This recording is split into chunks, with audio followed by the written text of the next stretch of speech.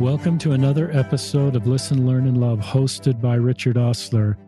My guest on today's podcast is my friend, Bob Rees. Welcome to the podcast, Bob. Thank you, Richard. It's wonderful to be here in this community that I love and just care so much about. I've been aware of Bob for quite a while. This is the first time we visited, so I'm going to hear stories from Bob like you are going to hear that will be helpful for us. Bob is one of my few guests that I can go on the internet and find his Wikipedia page. And that helps me as a podcast host to know more about Bob. And I'll link to his Wikipedia page, but there's a number of sections. There's his biography. He has a PhD. He's currently teaching. He's a visiting professor, and we'll talk about his, just kind of what he's doing there. The second part of his Wikipedia page is all the interfaith and ecclesiastical stuff he's done for the LDS Church and humanitarian work. The fourth section, I skipped one, is all the writing that Bob has done. And we will link to some of the things that he's written and talk about those. 5 is things that Bob's probably embarrassed about, his honors, awards, and fellowships. So I probably won't get Bob to be able to talk much about that. But there are a lot of things there that rightly so provide recognition for Bob and his work. 6 is his work, references is 7, and sources is 8. I became aware of Bob when I kind of became an LGBTQ ally because I recognized Bob as somebody who's been in this space for perhaps 5 decades. Bob is in his 80s and is one of the members of our church that just has a long view of LGBTQ and faith, and has been writing and talking about this for a long time. And I'm relatively new by perspective, maybe in this space for 5 years. And so I hope that, and others of you may be in this space new. And I'm just grateful to have Bob on the podcast to share the work he's done and kind of his long view and give all of us perspective on a couple of these really important issues. Is that okay for an introduction, Bob? That's wonderful. I'm happy to just jump in and start sharing thoughts and feelings and be able to answer any questions people have. Will you tell our listeners your academic assignment right now, where you're teaching, and maybe just, you've taught so many different places. Just take us to 1 or 2 of your very places. You've been in England, you've been all over the world, and you have a PhD. Just share with us where you're teaching in some of your favorite places. Well, any place I've taught has been favorite because I love teaching. My family was hoping, like most people who came out of the Great Depression, that I would study law or medicine, and they were a little bit disappointed that I wanted to be a teacher. But I felt that was my calling, and so I taught for a number of years at UCLA. I've taught at UC Santa Cruz and UC Berkeley. I've taught I spent about 4 years teaching in Eastern Europe just after the fall of the Soviet Union, when I was in the mission presidency of the Baltic States Mission. And that was a wonderful experience to teach in a country where it had been under a Soviet occupation for many years, and to find students who were afraid to give a voice, an opinion, or to express an idea. And so my field is the humanities, but I really I have such a kind of universal interest in everything that I don't stay within typical academic boundaries. So I've taught 35 different courses in higher education, and all of them have been joyful. For the past 10 years, I've been teaching Mormon studies at Graduate Theological Union in Berkeley. And we're a group of us are trying to establish a center for the study of the Latter-day Saint tradition here in the Bay Area. And that's been, and is a wonderful project I'm working on now. It may be one of the last big goals I have to accomplish, but it's one that I'm very passionate about. And one of the things at GTU that I value is that there is a center for LGBT studies there. And couple of years ago, they had a wonderful exhibit of portraits of Latter-day Saint gays and lesbians done by a Latter-day Saint artist. So there is an opportunity to be able to get into conversation with other religions. Almost every religion has had a challenge with how to deal with LGBT people. So it's wonderful to be in an interfaith and interreligious community doing that. So I love to teach, and I've spent probably 35 years of my life in the church teaching gospel doctrine class, which I think is the best calling in the church. If I had talked to you when you were a high school student, would you have said that you wanted to teach for the rest of your life? Or did this come later in life or later in college years? I came out of a very broken family background. Neither of my parents graduated from high school. My parents divorced when I was an infant. My mother married 5 times, my father 4. There was lots of abuse and disorder and dysfunction in that family. I didn't really quite know who I was or what I wanted to do. But when I went to BYU at age 17, I had the idea that I wanted to be a high school counselor. But I started taking courses, and I was just open. One of the wonderful things about a liberal education is that its function is to expose you to all of the ideas. So I was, for a time, was going to major in psychology and then in geology. And then I took a course in literature, Introduction to Literature from Robert K. Thomas, who was one of the great teachers of my life. And I just knew I was home there. I knew this was what I wanted to do. Is his teaching had such a profound effect on me. So as I began studying Chaucer and Shakespeare and Milton and all of the modern poets, I just became so enamored of literature. And so I was able to get a National Woodrow Wilson Fellowship to go to graduate school. It's interesting that before I went on my mission, I didn't really have much focus, but my mission, I needed a lot of growing up to do, and my mission really provided a lot of that. So I went from being a kind of a C+ student to an A student after my mission, and that was good enough to get me into a very good graduate program at the University of Wisconsin. And so that was one of the places where I learned. I feel that so much of our experiences in life are essentially to teach us how to love, and I think that's what our heavenly parents want us to learn. Whatever else we learn here, if we haven't learned how to love, then it hasn't been a success. I wrote an essay once where I said that the kingdoms of glory are really kingdoms of love, that the people who go to the celestial kingdom will be those who learn to love themselves. Then if you learn to love yourself and others, you move up. And if you learn to love yourself and others and love everyone, even your enemies, then that qualifies you for trying to do what God wants you to do.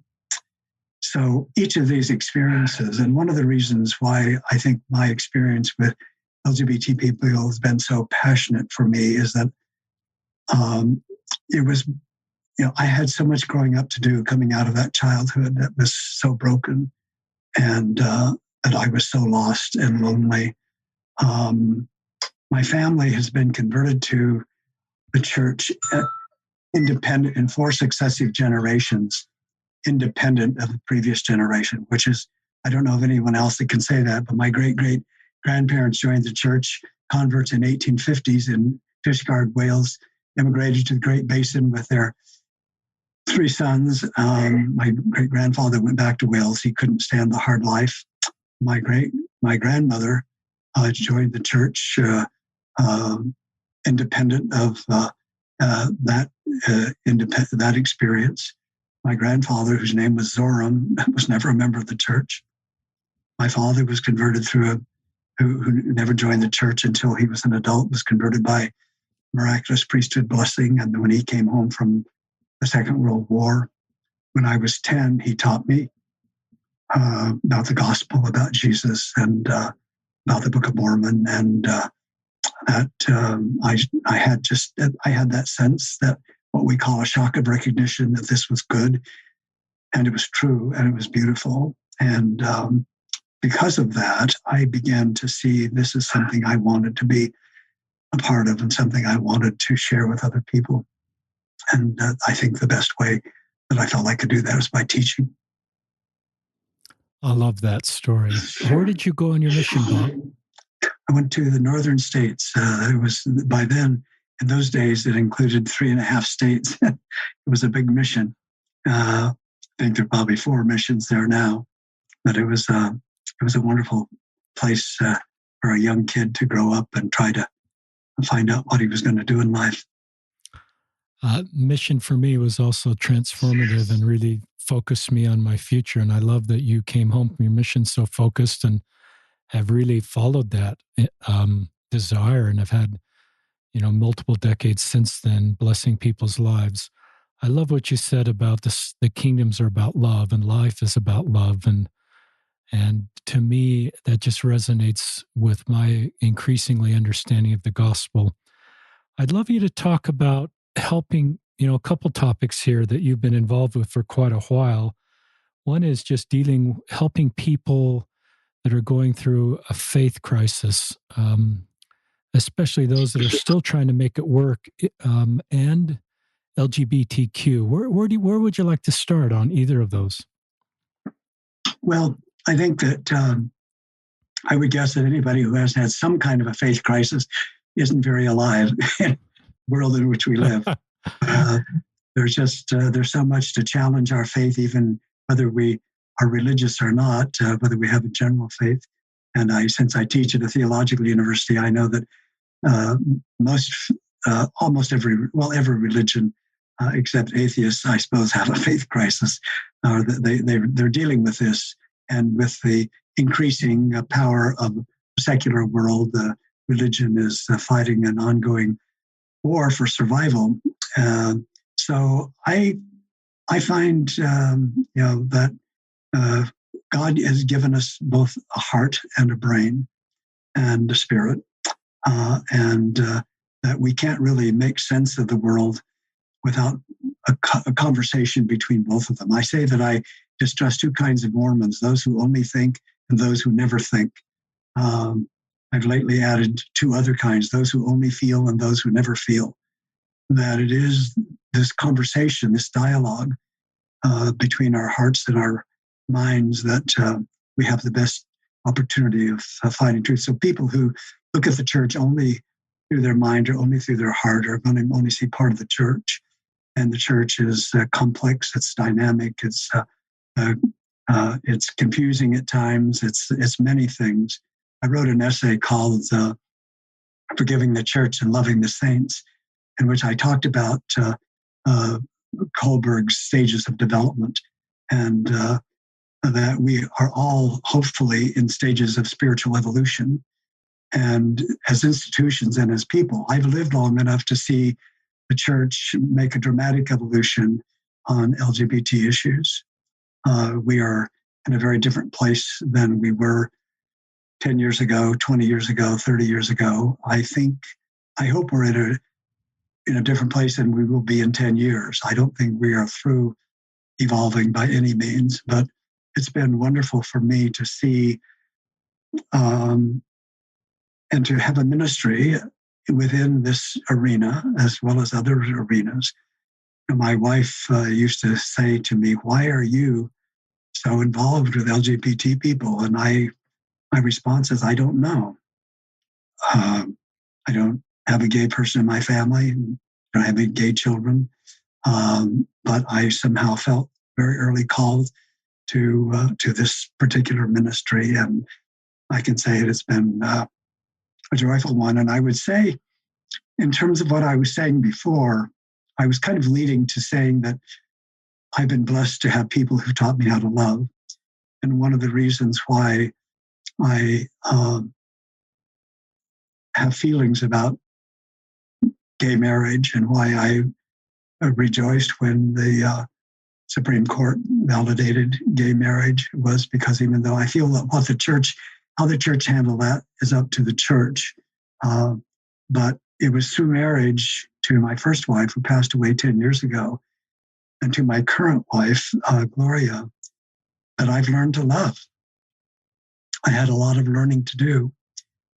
But it was also as a friend and as a bishop to a number of young gay Latter-day Saint LGBT people when I was bishop of the Los Angeles First Ward in the 80s. Those people taught me how to love. They taught me to expand my heart, to expand my mind, to expand my spirit, to embrace them. And when I said to you before we got on this interview, Richard, that I felt during those 5 years that I lived in a state of grace. And part of that state of grace, a good part of it, was just ministering to LGBT people and seeing their devotion to the church, as being with them during their heartbreak. One of the great experiences I had that kind of illustrates what was possible. I got a call from a family who said, I got a call from a man who said, my brother has just moved into your ward. He is gay. He's living with his gay partner. I wonder if you would go visit him. And I said I would be glad to, because one of the things I tried to do in that ward is to say this ward is a place that everybody is welcome. And so I went to see Brad Murdoch and found him to be a wonderful human being, and met his partner, Patrick. And I knew he was dying of AIDS. And I said, well, why don't you come to church Sunday? He said, well, that's not possible, is it? And I said, of course it is.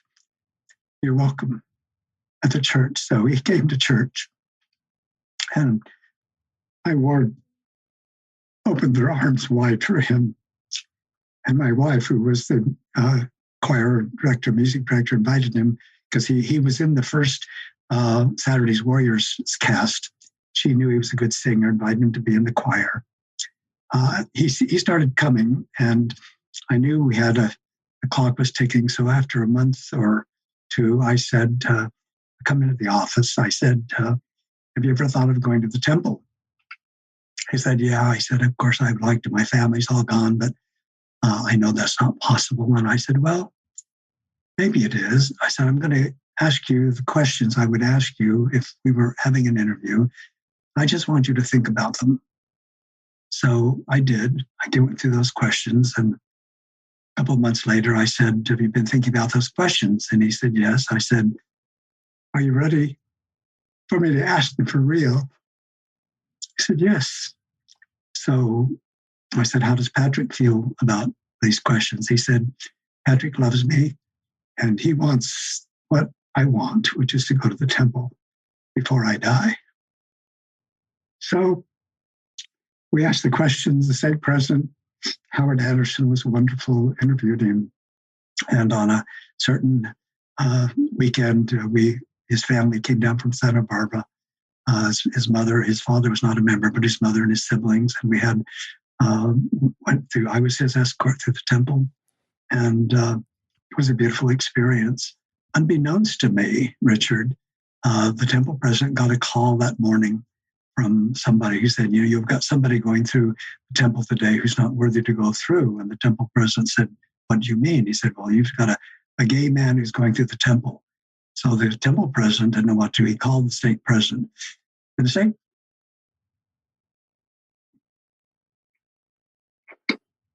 sorry, it's hard for me to talk about this, but the state president said, temple president, I want you to get the name of whoever that brother is who calls you.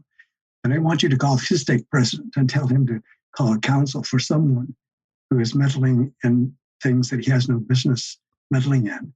This brother who is going through the temple today has been interviewed by his bishop and by me. he's worthy to go through the temple. And, Brad never knew that. Wow. He never knew that somebody had called. But afterwards, we had this wonderful thing.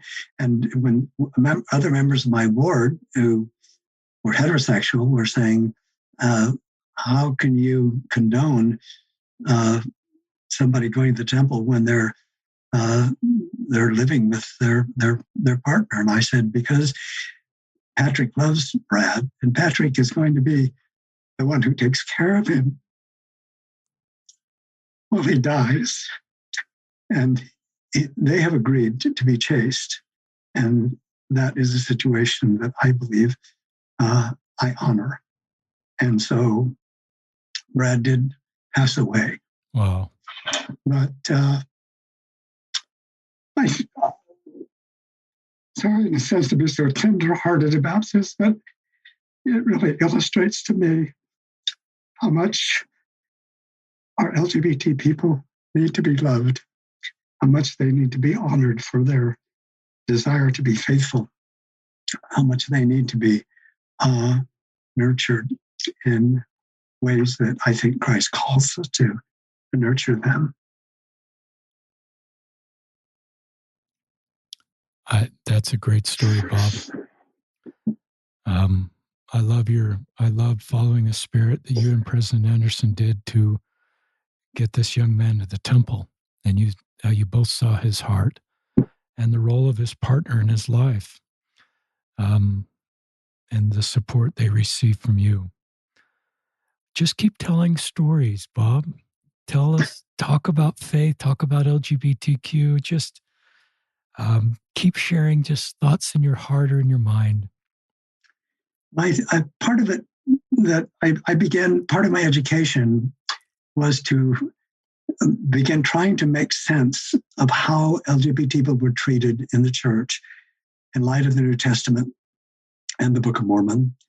And the first thing I had to say was, why would anyone, when everybody was saying, well, this is something people chose and they can change it. I kept saying, why would anyone choose to be gay in a community that is so hostile to them? Only somebody who is a masochist would do that. But still, these people were, so many of them were willing to stay in the church, even though I felt they were being rejected and reviled and treated as outcasts. They kept coming, and the heartbreak for me was that some of them finally couldn't, take it, because I could understand that there was so much rejection, and the rejection began in their families. I did not understand and will never understand how a parent could reject a child who was gay. I remember, in fact, having a call from the family when I was bishop, and the mother said, "We don't know what to do. Our 17-year-old boy has just come out to us and told us he's gay." And I said, "Well, you should love him and accept him in the family." She said, "Well, we're afraid he's going to cause the other kids to become gay." And I said, this is not an infectious disease. This is not a disease. This is not malady. This is a human condition that we don't understand, except we know that some people have it. And or I had another man call me and say, "I don't know what to do. I have a gay daughter. I love her. We have a good relationship, but she's going to get married to her partner. And I don't know. I don't think I can go to the wedding. I don't know what to do." And I said, "Of course you should go to the wedding. You should go." And he said, "But what about my 13-year-old daughter?" I said, "Take her to the wedding and have her celebrate her sister's marriage. This is the most important day in your older daughter's life. The whole family should celebrate." But that families, I remember one family, a woman, a friend of mine, her father was a bishop in Salt Lake, a large family. Every year they had a reunion. And when they found out that this particular sister who lived in Washington, D.C. area, when they found out they had a gay son, the father, who was a bishop, said, "Well, you can't come to family reunions anymore. And I just thought, how can that happen in Christ Church? And this woman was telling me a very sweet story that her son went through all of the turmoil of trying to be a gay teenager and stay in the church and trying to, I think he may even have gone on a mission, as many people did, hoping that would change them. If they could prove to God they were faithful enough, God would change them from being gay.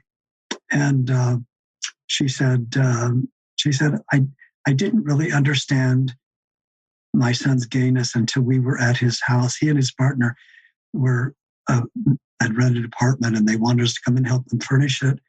And she said he was at the top of the stairs, and he called down to his partner, and he said, "Hey, honey, would you bring this up?" And she said he spoke to him in the same way, in the same tenderness with which my husband and I spoke to one another. And I realized that relationship was just like ours, except that, it was same sex instead of opposite sex. So she saw the humanness of her son in a new way. So that fortunately, we have, I'd like to say, no parents who reject their students. But a couple of years ago, I was in Ogden working with some people at there's a shelter there for LGBT people, and there were some transgender kids there whose parents had kicked them out of their house. Some of them were living on the streets. Some of them were doing things that they shouldn't do to try and make enough money to survive. And I just think, if you can't go home, then there's something wrong with your religion. I have in this collection of essays that's going to be published next month called Why I Stay, The Challenges of Discipleship for Contemporary Mormons. My essay is called Going Home. And the whole reason we are here, in terms of what our Heavenly Mother and Heavenly Father planned for us, is they want us to go home. And they are welcoming us back to that home. No matter how sinful we've been, we will have a home.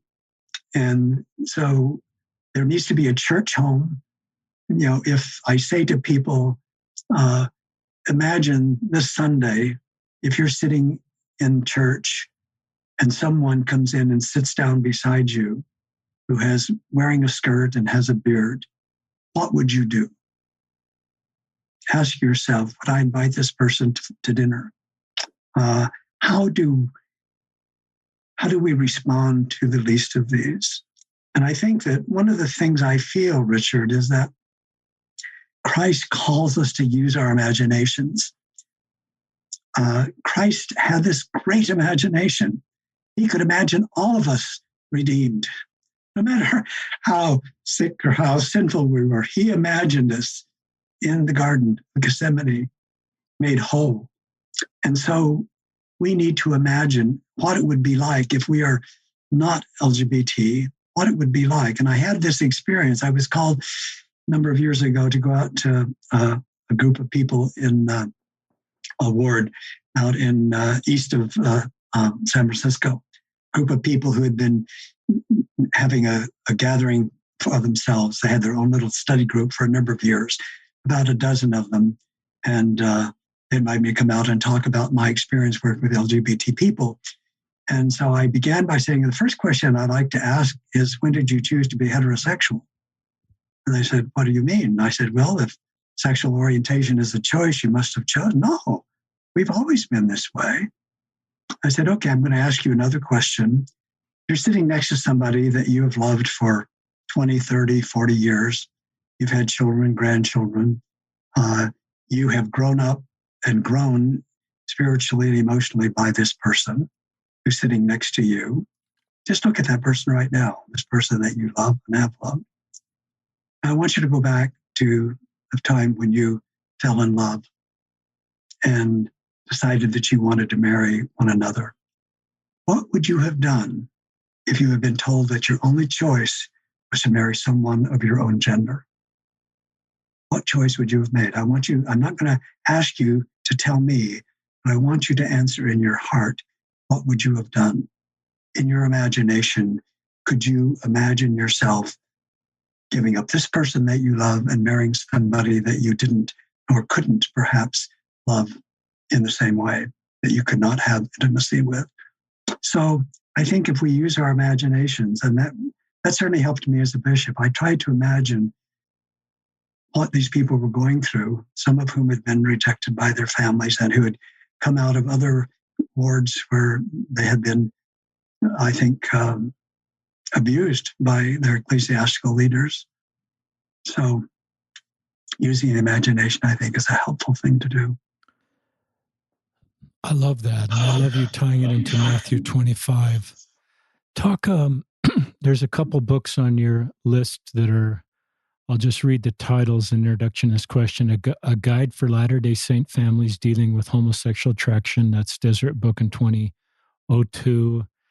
And another one in 20, Supportive Families, Healthy Children, Helping Latter-day Saint Families with Gay, Lesbian, Bisexual, and Transgender Children. And that's San Francisco State University 2012. There's a lot of LDS parents that are connecting to this podcast and others because they just learned they have an LGBTQ child and they're freshly on this road looking for direction. Talk to that group. Talk to those parents, Bob, and what you'd want them to know. Well, that second book that you talked about, Supporting Families, Healthy Children, I was invited by Dr. Caitlin Ryan, a wonderful Catholic woman, lesbian, who is associated with San Francisco State University. She called and said she'd been Caitlin, this is a wonderful story. Here's this good Catholic lesbian woman who spent years in Utah trying to help Latter-day Saint families. And she did that because she said, one of the reasons why I do this is that I see that Latter-day Saints honor the family in such a unique and powerful way. And she said, I need somebody to help me write a guide for those families. So Caitlin and I wrote that guide, which has been and is being used by counselors and by ecclesiastical leaders. You can go on the website. Let's see, I guess it's Supportive Families, Healthy Children.org, I think. But we can post something. Yeah, we'll link to that, listeners, in the podcast. Anyway, that's a wonderful guide. And I think the most important thing, Caitlin is the first one to do real significant research, scientific research on this. And what she found through studying people across a spectrum is that the difference between if a family is rejecting of their LGBT child, that child is 7 times more likely to attempt or commit suicide than a family who is loving. And even if a family can say, I don't understand this, I don't like it, but you're my child, I love you, and I'll always love you, that is enough to keep the child from moving into that space where they feel so hopeless. Because to be rejected by your family is one of the great rejections. I mean, it's something that I don't know that anybody can really recover from it. So what Caitlin and I did in that book to say, here is a guide. Here are 100 behaviors. Here are some dysfunctional behaviors. Here's some loving behaviors. All you have to do is be committed to trying to love your child, to send those messages of love.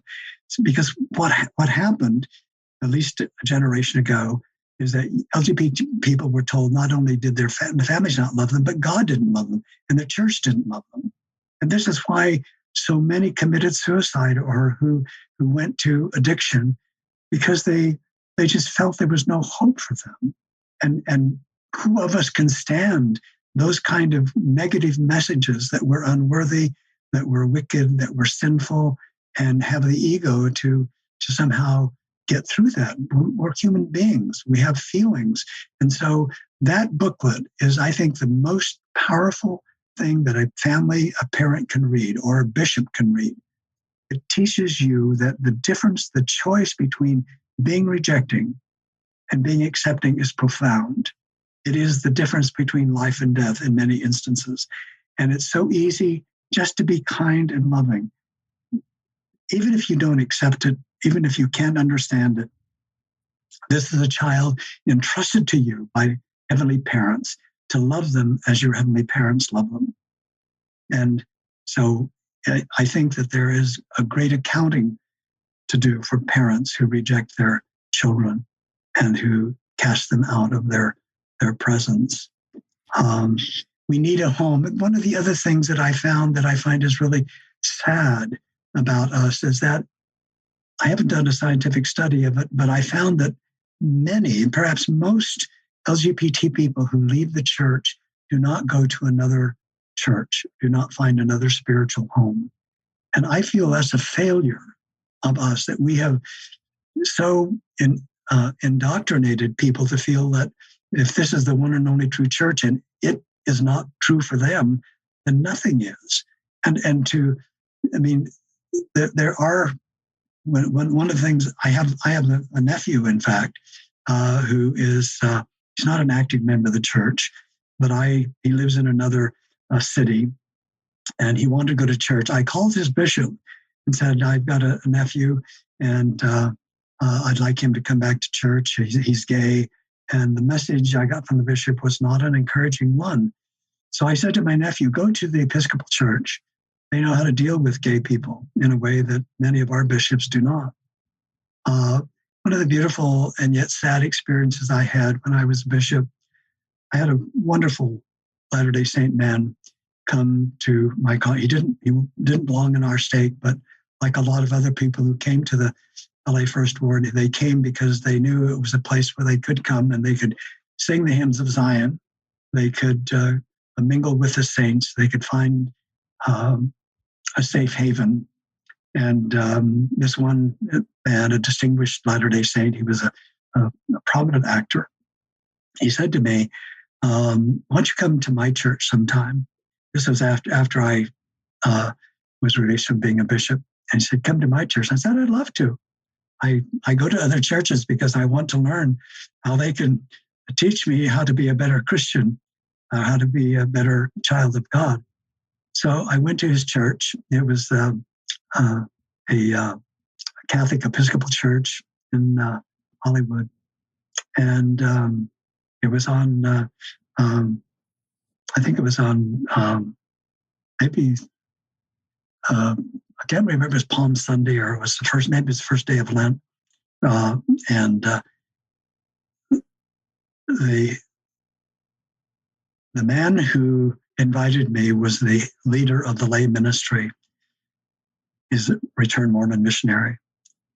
The man who played the organ was a returned gay Mormon missionary. Wow. The man who built the organ was a returned gay Latter-day Saint missionary. And there were two other, and this church had become a home for these gay Latter-day Saints, all returned missionaries, who didn't feel that there was a home for them. And we went to lunch afterwards. I asked them to tell me their stories. And the sad thing to me is that all of them wished that they could be in a Latter-day Saint meeting. All of them wished they could be with Latter-day Saints singing the hymns of Zion. And that to me, just like so many experiences I've had working with LGBT people, it made me very sad. The denial of, or the policy of the 2015 policy made me so sad for so long. I just couldn't make sense of it. It just didn't make and doesn't make any sense to me that we could deny to these people. And I tell in an article I never published, but I've written on this, I talk about a family I knew who had a gay man married a woman, a heterosexual woman, as many of them did in those generation, because they were told this will cure your homosexuality. One of the really great falsehoods. Anyway, they married, they had twin boys. And then after a couple of years, they knew that this marriage was not going to work. So they separated. And she remarried and he remarried. This was when he could marry. But each of them they lived close by, so they could be families. But one of them had one of the twins, most of the time. The other had the other twin, and the twins were 7 years old. And that policy came out. Wow! And you had one twin who, by that policy, could be baptized by his father. You had another twin who could not. Wow! Or one twin, you could be that. Yeah, and I saw so many instances in which families were just split over this, and people who were faithful in every way except in one way. That is, they had married in order to form a family, in order to fulfill the ideal that the Latter-day Saint, every primary child who graduates from primary has an ideal, which is one of the most important things I have to do is to find somebody and marry them and form a family and be an eternal family.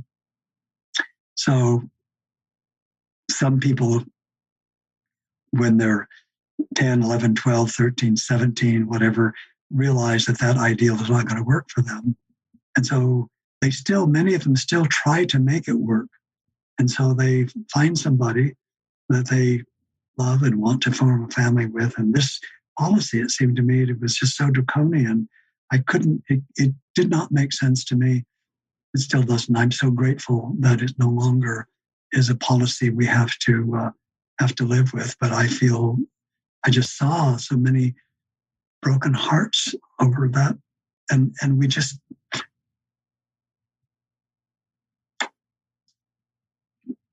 we have too many broken hearts already. We have too many LGBT people who have left our community. And one of the great sadnesses, as I know you know, Richard, is that very often LGBT people are other gifted. They have gifts, many of them, that are unusual. They have gifts that can bless the church.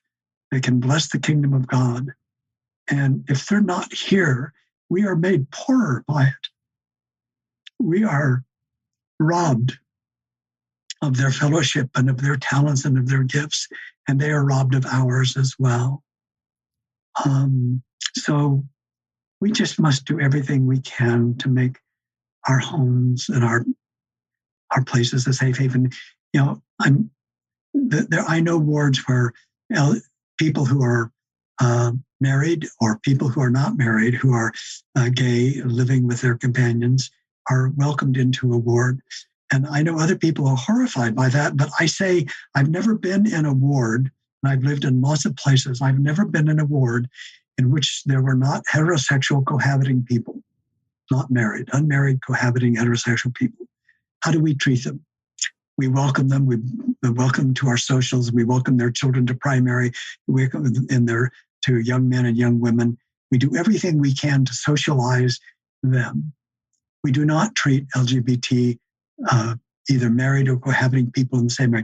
Why do we make that difference? Jesus wouldn't make such a distinction. How can we justify that? I don't think the gospel allows us to do that. This is why I say we all stand condemned before the 25th chapter of Matthew. None of us teach the least of these as Jesus did. We all need to, whoever that least is. And in this instance, we have not treated these people whom we have treated as the least by our behavior. We have not treated them as Jesus tells us that we must. And this is why the great lesson is that those whose hearts have been broken and healed over this are called to heal broken hearts. We are all called to be, in Isaiah's term, the healer of shattered hearts. And that is no more true than any place than it is with our LGBTQ, whatever alphabet words we use to define or categorize other people. These are our brothers and sisters whom we knew in the pre-existence and whom we will know in the post-existence. And how wonderful it will be when we are embraced in that next world, as we embrace them in this world, as they want to be embraced. So This is a calling we all have. This is still one of the great works I believe we have to do as Latter-day Saints. We have to be as welcoming, as loving. A good friend of mine who lives in New Zealand a number of years ago taught me something which has been very transformative in my life. I was having problems with a particular relationship, and I was asking him, I don't know what to do. I feel really torn. He said, Bob, there's only one question to ask yourself in any situation. This is the question: what is the most loving thing I can do?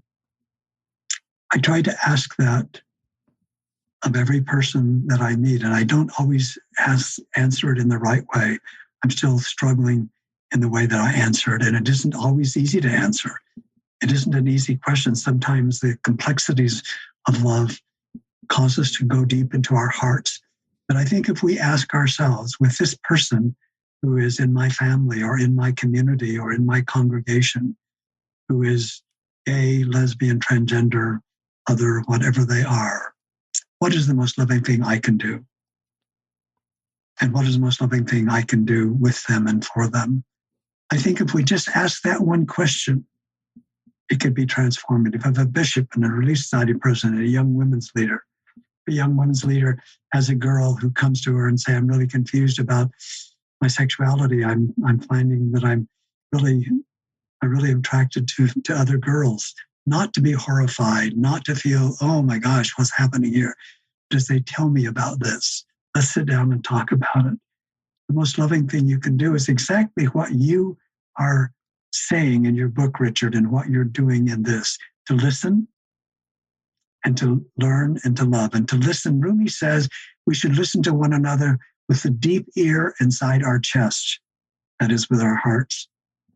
Listen with your hearts, listen with your ears, listen with your mind, listen with your body. Just listen with your presence. Listen as you would like your Savior and your heavenly parents to listen to you. And if you can listen and then learn, and then when you've learned how to love, that is one of the most powerful things that you can do. And Richard's book has wonderful examples and lessons of how to do that. Caitlin Ryan's and my booklet on supportive families, healthy families, supportive families, healthy children, is a wonderful thing. And you can even download a copy for free from that website. These are simple things, but they're hard things, I know, because I grew up in a family in which I was taught to hate gay people. We used words, slang words, for gays and lesbians. I was sexually abused by my Latter-day Saint music teacher as a boy. Wow. He was gay. I was sexually abused by him. It didn't change me into a gay person. It confused me. And it took me some time to heal from that. But I can remember as a teenager living in Long Beach, my friends would say, let us go down to the Pike, which is an entertainment center. Let's go down there and roll some queers. That's how I grew up. I remember walking down the street when I was 15 and seeing two gay men walking toward me, and I felt my fist clutch, like it was something that I should do to physically reject that. I can overcome that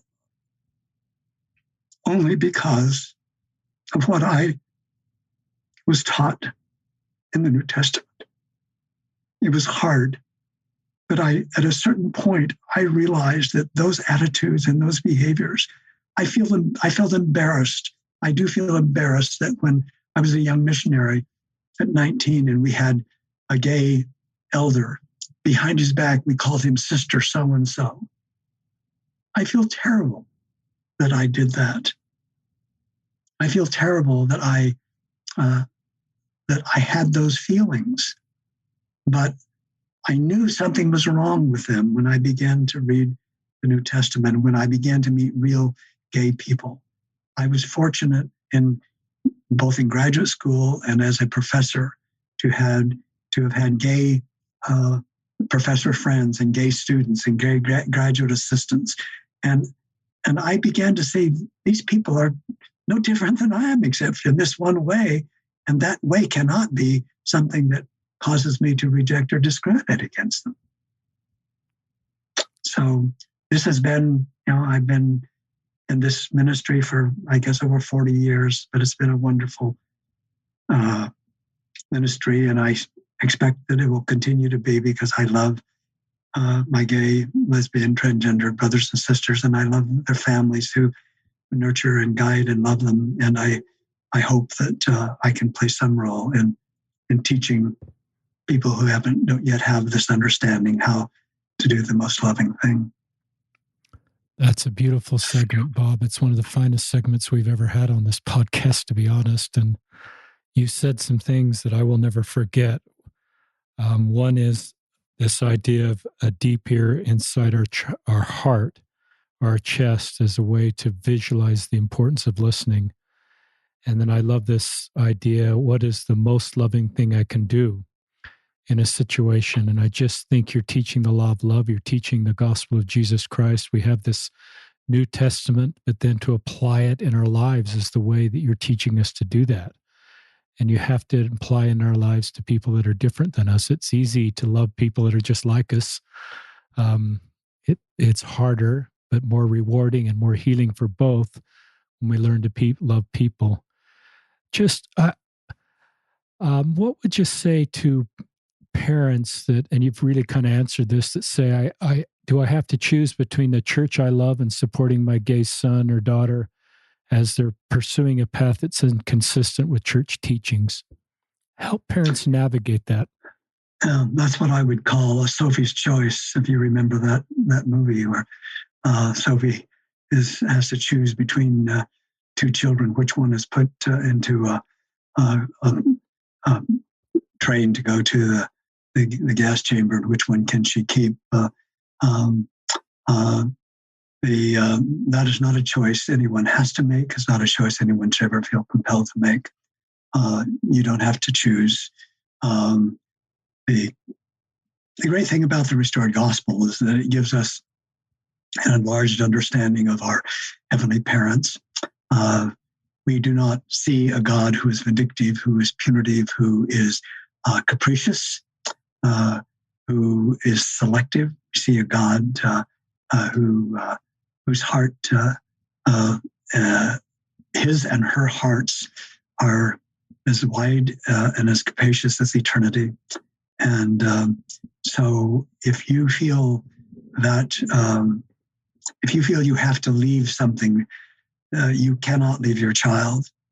But I don't think the church asks you to do that. And if you feel that it does, you need to help the church understand you have as much right to belong to the church with a gay child as anybody does. I think this was, but one of the things that's true is that there still is a stigma. I know friends in our stake who have, I know a woman who has a transgender child, and she's not had an easy time raising that child in this stake. I know of gay people in the stake whose experience is not favorable. I know lots of parents. I know parents who've left the church because their children were rejected by the church. I hope that there. I mean, if I had a child and I was in a ward and the board rejected him, I'd find another ward.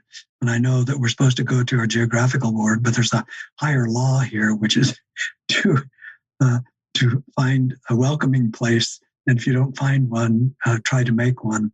But I said to you, Richard, I think before we began, that no one that I know of my generation, certainly, or maybe of any generation, came full-blown enlightened from their mother's womb on LGBT issues. We all have to learn. We all have to go through this. But we live in a world in which, there are many countries now still where people, it's a capital or there are some countries at least where it's a capital offense to be gay, to be openly gay. We have, there are lots of countries where LGBT people are rejected and treated and murdered. We have laws against that, but still, this is not a friendly world for LGBT people. I'll tell you, do we have time for one more story? Oh, you bet. This is a great format for stories. Oh, it's another really sad story, but because I've been involved in this work, I get calls from time to time. And I got a call from a young man in St. Louis, and he said, I'm investigating your church, and I'm really excited about what the missionaries have been teaching me. But he said, I'm also trans. I identify as a woman, but he said, the people in this ward don't know what to do with me. He said, I dress as a man because I realize that that's kind of what I have to do. But they don't really want me in priesthood, and they don't want me in Relief Society. And when I have to use the bathroom, I have to go down to Walgreens because no one wants me to use either bathroom. And so I said, well, give me the name of your bishop. Here's his number. I called and got the counselor, and the counselor said, no, excuse me. It was a woman who was transitioning to male. So I got that confused, transitioning to male. So she was going to church. He was going to church. I'll use the right pronoun, the one that he wanted. He was dressing as a man. He identified as male, dressed as male, going to church. And that's when they didn't want him in Relief Society or priesthood. So I said to the counselor, this is a person who has accepted the gospel. And he said, well, the mission president doesn't know what to do with him, and doesn't tell us we shouldn't baptize this person. I said, well, let me tell you something about what it means to be a transgender person from my experience with him. And he kept referring to this person who's, I'll call him John, as a female. And I said, well, he identifies, this is the name he's going by. That's the name you need to use. And so later I talked to this person, I'll call him John, and he said, I asked that man for a blessing, and he insisted on blessing me with my female name. Wow. And so I said, well, let me write to the mission president. I wrote the mission president. The mission president said, well, I've written to the general authorities, and they don't know. They say they don't really have a policy, but we discourage baptism of someone who is this way. And so I said to John, look, we're not where we should be yet. It doesn't look like baptism is possible. Go to the Episcopal Church because they know how to handle this. Kind of lost touch with him, and he had made acquaintance with some other people in a church in Salt Lake, and one woman I know who had a trans child. And when I saw her, said, have you heard anything from John? And she said, oh, Bob, he committed suicide. Oh, gee. And I just thought, oh my gosh, what an absolutely unfortunate and heartbreaking story. This was a man, he had been rejected by his family. He thought he had found a family in our church. When he heard the gospel, it touched him deeply, but he couldn't find a home. So I think we still have a long way to go. We have a lot to learn. And these are lessons that are learnable. These are lessons that we can learn. And it's right there in the pages of the New Testament and the Book of Mormon. Elder Cook's wonderful expression of love for LGBT people. There are increasing, Elder Holland, among others, has been very loving and has been just, I think, very enlightened on how the best way for the church to address these issues. So I've written an essay called Repairing the Church, and it's something I feel we're all called to do. The Jews have a saying called Tikkun Olam, which means every Jew feels called to repair the world. It's something God calls us all to do. I also think we're called to repair the church. I just briefly will say I spoke at the Institute of Religion at Berkeley a couple of years ago, and I asked them, I said, whose church is this? And they said, well, it's the Church of Jesus Christ. I said, there are two possessives in the name of the church. It's the Church of Jesus Christ, but it's also the Church of the Latter-day Saints, which means it's your church and my church as well. It's not the Church of the First Presidency or the Quorum of the 12. It's the church of all of those who identify as saints, Latter-day Saints. And therefore, we're all called to repair and to change it and support it and renew it and to restore it. The restoration is an ongoing process. We are still need to restore some of the truths that Jesus taught as far as our LGBTQ brothers and sisters are concerned. It's good work. It's loving work. It's work we have to do. Some really tender segments, Bob, and I love in that even that segment before that, your own honesty at age 15 in Long Beach with your own homophobia. And I certainly have tried to be honest and apologize for that in my own life. But I think as we do that, we set an example for others to be able to apologize. And that's part of healing and repairing. I love the word repair.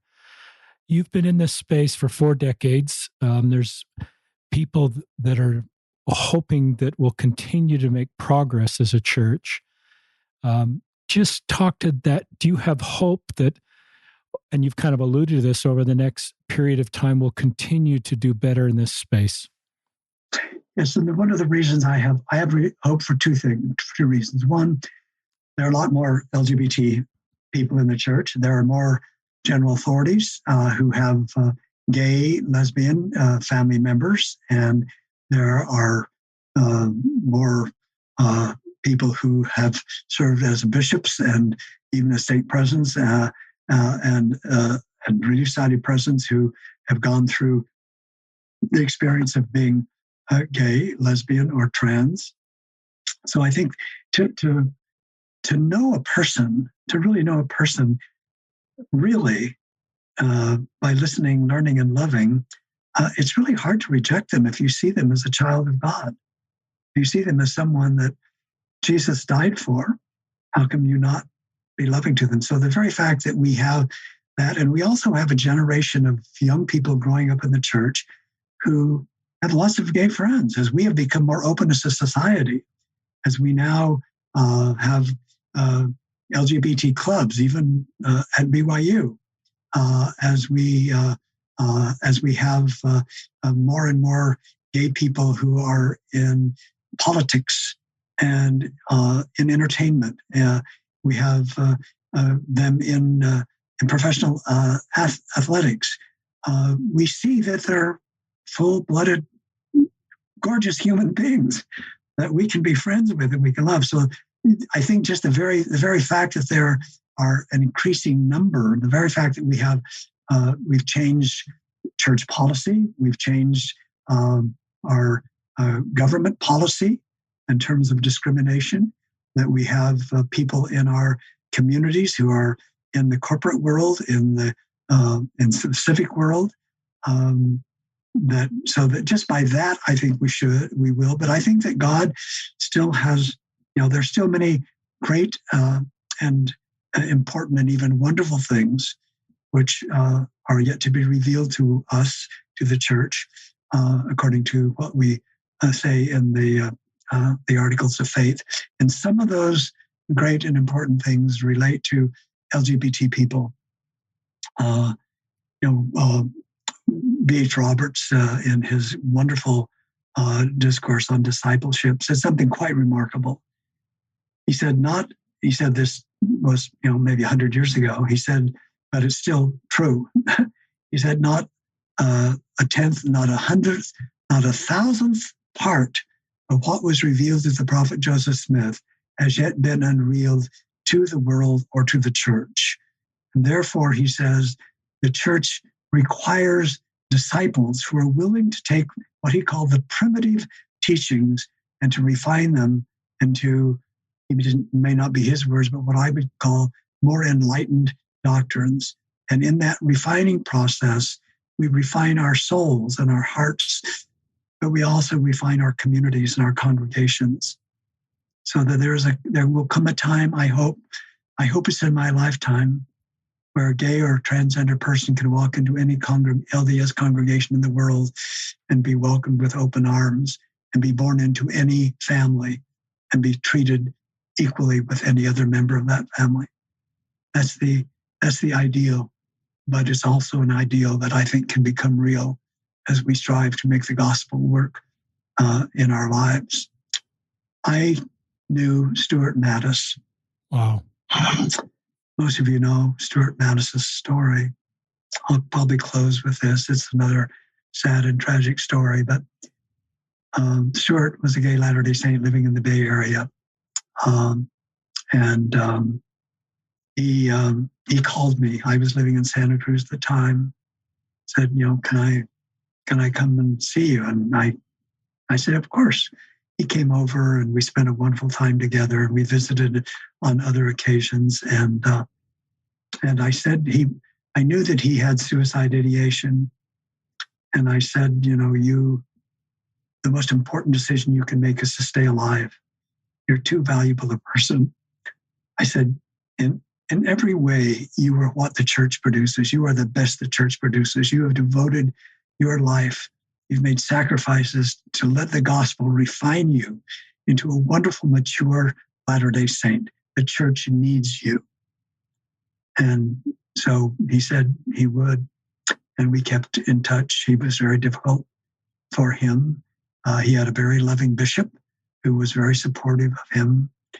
He told me he'd fallen in love with a man and he didn't know what to do. And I said, you should do what is in your best interest, what your heart leads you to do. I'm not going to counsel you what to do, but it's your decision to make.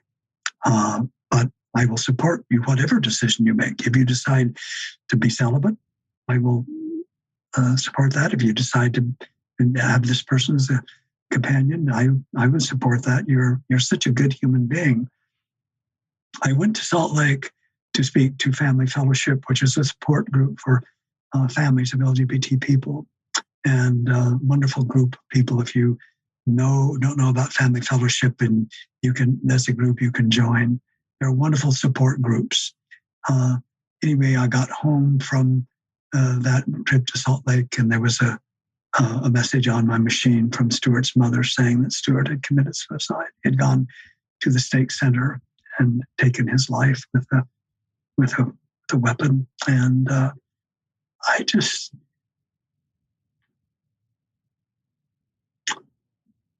I'm still not healed from that. And I don't know that I ever will be, because that is a tragedy that shouldn't have happened. I went to Stuart's funeral service and spoke there.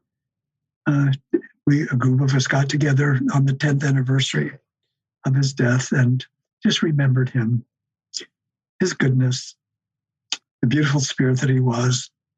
Here's someone who was willing to, I think he said to God, I will go to the temple every day. If that will help, I will pay twice the tithing. I will do anything if you can change me. And it's so sad that somebody had to feel they had to make such a bargain and then finally feel there was no way out, no exit. So we need to make, first of all, exits, and we also have to create a world in which no one feels there is no exit. And we can only do that, my friends, by love and by loving, by asking ourselves what the most loving thing we can do. I'm glad you talked about Stuart. I think that honors him and honors his family and gives hope for others. Anything else you'd like to share with our listeners, Bob? No, but I just feel like I think we're all called to do some things. Some people are called to be church leaders. Some people are called to be explorers. Some people are called to be artists. Some people are called to be teachers. We're all called to love. It's the one calling that we have that we can't escape. And when I talk to people about Jesus' two great commandments, I say it's in reality Jesus has three commandments. You're to love the Lord your God with all your heart, mind, and strength and spirit, and every way you can. You're to love your neighbor as you love yourself. So self-love is one of the three great commandments. A healthy self-love is necessary, and it's one of the things that I found in so much of my ministry is that LGBT people were taught to hate themselves, and that is a failing. So to love ourselves, to love others, no matter who they are, to love the least, that is a calling. And I feel I've often thought that on the day of judgment, I think most of us imagine that, and I imagine the day of judgment that Jesus calls me into His presence, and I come loaded with all of the books of the good things that I've done, wheelbarrows full of all of my good deeds and all of this and all of the things I've published and all of the accomplishments, and I bring them in. I set all of these things on the table. Jesus doesn't even look at them. He might even just brush them off the table. He says, there's only one question, Bob. He opens it to the 25th chapter of Matthew and says, read this. And I read it, and he said, how did you do? That's the only question. The rest of it, well, it's important, pales in importance to that. So all of these things that we do, nothing can be more important than loving. And for a church, very few things can be more important than loving our LGBTQ fellow saints, as well as those who aren't saints, our fellow human beings. It's a great calling. We all have it. And it's a great blessing. On behalf of all of our listeners, I'm just deeply moved, Bob, by your words, your spirit, your work, your great heart, by Matthew 25 and the simplicity of your message. It's not a complicated message. Here's a guy that could make things pretty complicated with all the education you have and all the books you've written and all the places you've taught, but your message is the power of the simplicity of the gospel of Jesus Christ to love and to love everybody without bounds. And you teach that in an authentic, wonderful way. So there's a lot, we have about 10 or 15,000 people listen to each episode. So you have helped a lot of people and touched a lot of lives, and that's just been your legacy. So on behalf of Richard Ostler, this is Bob Rees and Richard Ostler signing off from another episode of Listen, Learn, and Love.